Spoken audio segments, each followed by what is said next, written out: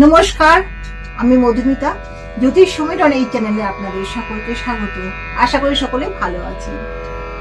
আজকে আমি লোকনাথ বাবার পুজো পদ্ধতি বলবো, সবাইকে আপনাদের সঙ্গে সকলকে শেয়ার করব।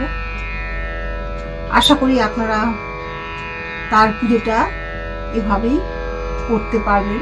দেখবেন করলে আপনাদের সুবিধাই হবে এবং ভালো হবে। লোকনাথ বাবাকে স্মরণ করলে বা তার পুজো করলে খুবই মঙ্গল হয়, এটা অনেকেই জানেন।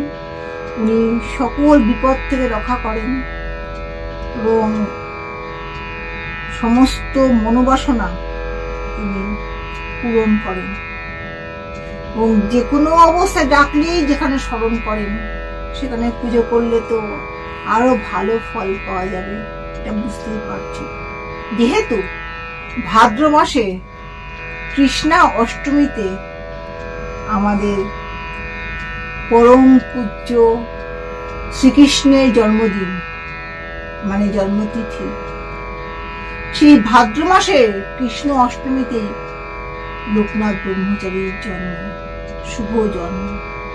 আমরা জানি লোকনাথ বাবাকে শিবেরই এক অবতার বা শিবেরই অংশ বলে ধরে নেওয়া হয়, কিন্তু লোকনাথ বাবার আশ্রমে অনেক শিষ্য তাকে মা কালী রূপে দর্শন করেছেন, নারায়ণ রূপে দর্শন করেছেন, আবার শিব রূপেও দর্শন করেছেন। প্রভুপাদ বিজয় কৃষ্ণ গোস্বামী তিনি লোকনাথ বাবাকে দর্শন করে বলেছিলেন তারই দিব্য দেহে সর্বদেব দেবীর অবস্থান। তাই লোকনাথ বাবাকে পুজো করলে সর্বদেব দেবীকে পুজো করা হয় এবং তিনি এত জাগ্রত, তার পুজো করলে বা তাকে স্মরণ করলে বা তার ধ্যান করলে সমস্ত মনোকামনা পূরণ হয়, সর্ব বিপদ থেকে রক্ষা পায় মানুষ। এবং যেখানে লোকনাথ বাবার পুজো হয় সেখানে চুরি হয় না কখনো, সেখানে কোনো নেগেটিভ শক্তি আসতে পারে না, সেখানে কখনো সর্প ভয় থাকে না, সেখানে কোনো চৌর ভয় থাকে না।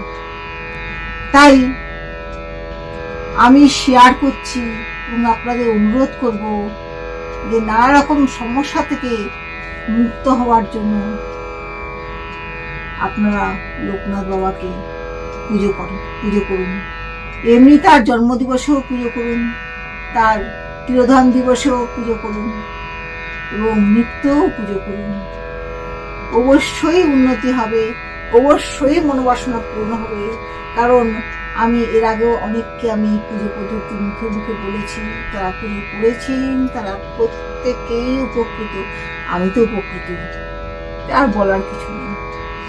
এই পুজো পদ্ধতি আগে প্রথমেই বলবো, আপনার নিত্য পুজো মানে বাড়িতে যে পুজো করেন, আপনাদের যে গৃহ দেবী বা দেব রয়েছেন তাদের স্মরণ নিন, তাদের ফুল, নৈবেদ্য, জল প্রদান করুন। আমি বলবো এই লোকনাথ বাবার পুজো করার আগে আপনারা গণেশ, লক্ষ্মীনারায়ণ, শিব, দুর্গা, নবগ্রহ এবং সর্বদেব দেবীর উদ্দেশ্যে আপনারা ফুল এবং নৈবেদ্য দিন। ছোট্ট করে একবারেও দিতে পারেন, আবার আলাদা করে দিতে পারেন। তারপরে আপনারা পুজোর আয়োজন করে থাকবেন, নিশ্চয়ই করবেন। সেটা হচ্ছে লোকনাথ বাবার যে নৈবেদ্য হবে তাতে অবশ্যই থাকবে মিছরি আর অমৃতি। শোনা যায় এই দুটি তার খুব প্রিয় ছিল, তাই অন্যান্য ফলমূল নৈবেদ্য ভোগের সঙ্গে এই দুটি অবশ্যই দেবেন। আপনারা কেউ খিচুড়ি ভোগ দিতে পারেন, আলু সিদ্ধ ভাতও দিতে পারেন বা ঘি ভাতও দিতে পারেন, সেটা আপনাদের মনের ব্যাপার। কিন্তু পাতে তার নৈবেদ্যতে অবশ্যই মিছরি এবং তার সঙ্গে অমৃতি থাকবে বা অমৃতি না পেলে জিলিপি থাকবে। যেহেতু তাকে শিব হিসেবে আমরা কল্পনা করি, তাই তার পুজোয় অবশ্যই বেলপাতা থাকবে। কিন্তু যেহেতু তার মধ্যে সর্বদেবদেবীর অবস্থান ছিল, অনেকে তাকে মা কালী রূপে দেখেছেন, সেই জন্য তাকে জবা ফুলও দেওয়া যাবে, আবার গাঁদা ফুলও দেওয়া যাবে। আবার যেহেতু নারায়ণ রূপে অনেকে দেখেছেন, তাই পদ্মও দেওয়া যাবে তাকে। তাহলে আপনার নৈবেদ্য সাজিয়ে, ঘট সাজিয়ে, আমি যে পদ্ধতি বলছি সেইভাবে আপনারা পুজো করুন।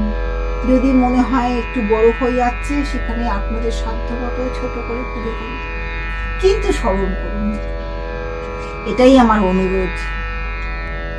তাহলে প্রথমে ঘটে ফুল দেবেন, যা দেন, নামের পল্লব, গায়ের মধ্যে স্বস্তির চিহ্ন এঁকে ঘটের তলায় ধান দুর্বা দিন।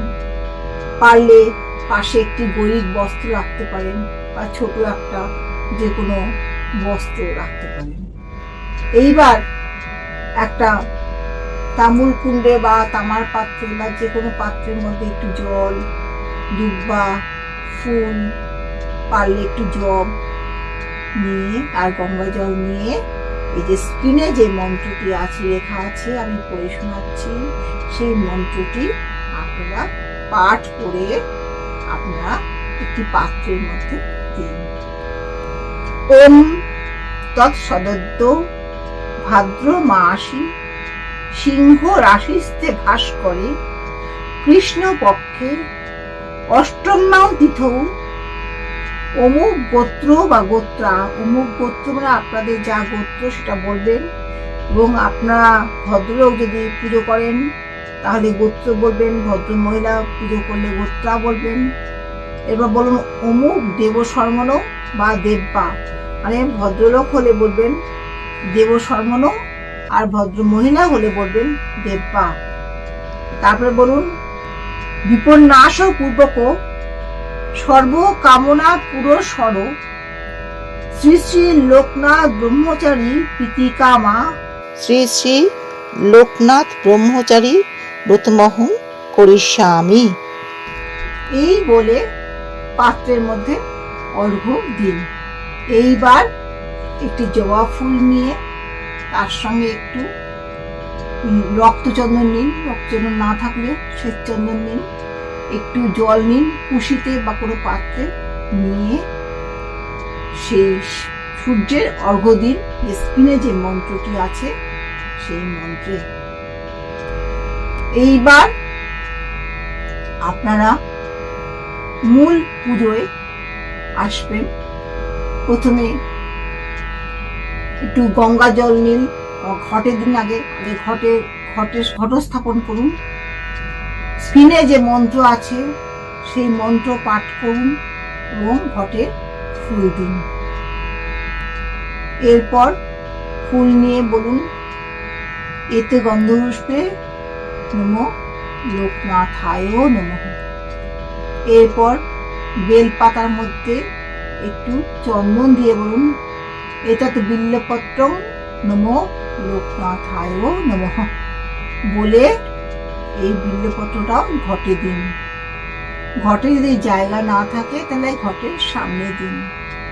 এরপর হাত জোর করে ফুল নিয়ে স্ক্রিনের যে মন্ত্রটি সেটি পাঠ করুন। বলুন জয় বাবা লোকনাথ, জয় মা লোকনাথ, জয় গুরু লোকনাথ, জয় শিব লোকনাথ, জয় বাবা জয়, জয় বাবা জয়, জয় বাবা জয়। পতিত পাবন বাবা জয় বাবা জয়, অনাথ বান্ধব বাবা সবার আশ্রয়, নবরূপী শিব তুমি আমরা তনয়, সূর্যোদয় কালে বলো জয় বাবা জয়, নিশীথে নিরয়ে বলো জয় বাবা জয়, রহস্য পূজায় বলো জয় বাবা জয়, আমার বাবার মত অমৃত অভয়। এইটি বলে ঘটে সেই ফুলটি দিন।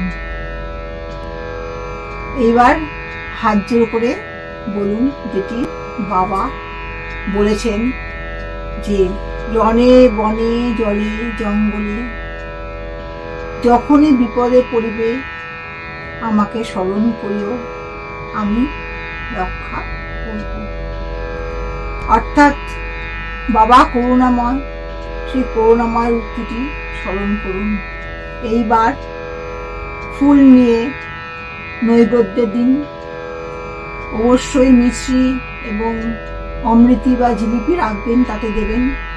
যদি খিচুড়ি ভোগ দেন তার মধ্যে ফুল দিন, বলুন এতৎ নৈবেদ্যং নমো লোকনাথায় নমঃ। এরপর যদি অন্ন ভোগ দেন এতৎ অন্নং নমো শ্রী শ্রী লোকনাথায় নমঃ।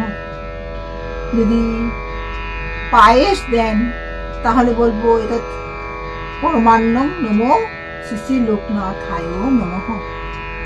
যদি মিষ্টি দেন তাহলে বলবেন এতৎ মিষ্টান্নং নমো শ্রী শ্রী লোকনাথায় নমঃ। যদি ফল দেন তাহলে বলবেন এতৎ ফলং নমো শ্রী শ্রী লোকনাথায় নমঃ। এরপর পানীয় জলের মধ্যে ফুল দিয়ে বলুন এতৎ পানীয়োদকং নমো শ্রী শ্রী লোকনাথায় নমঃ। এবার আপনারা যা যা নিবেদন করবেন সেইগুলো ওনাকে নিবেদন করুন। এর ফুলের মালা দিয়ে বলুন এতৎ কুসুমাল্যং নমো শ্রী শ্রী লোকনাথায় নমঃ। তারপরে ওনাকে নমস্কার জানিয়ে বলুন যে বাবা, আমি ভজন পূজন কিছুই জানি না, আমার এই সামান্য পুজো দ্রব্য মিষ্টি দ্রব্য দয়া করে গ্রহণ করুন, কোনো দোষ ত্রুটি থাকলে ক্ষমা করবেন, আর আমাদের আশীর্বাদ করুন, আমার সকল মনোকামনা পূরণ করুন, আমাদের সমস্ত সমস্যা দূর করুন, আমাদের সকল বিপদ থেকে রক্ষা করুন, আর বাড়ির সকলে যেন কোনো রকম বিপদ না হয় তাই সবাইকে সুস্থ রাখুন।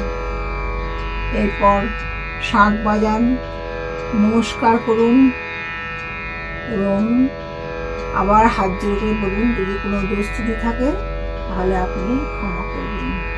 আপনারা নতুন করে আবার প্রার্থনা করতে পারবেন, আবার শাঁখ বাজিয়ে পুজো শেষ করুন। আজকে যা বললাম সেভাবেই পুজো করার চেষ্টা করুন, যতদূর সম্ভব করুন, সবটা হয়তো সবার সম্ভব নাও হতে পারে। আজকে আপনাদের সকলকে শ্রদ্ধা, ভালোবাসা, স্নেহ জানিয়ে আজকের মতন এই এপিসোডটি শেষ করছি। সকলেই ভালো থাকুন। নমস্কার।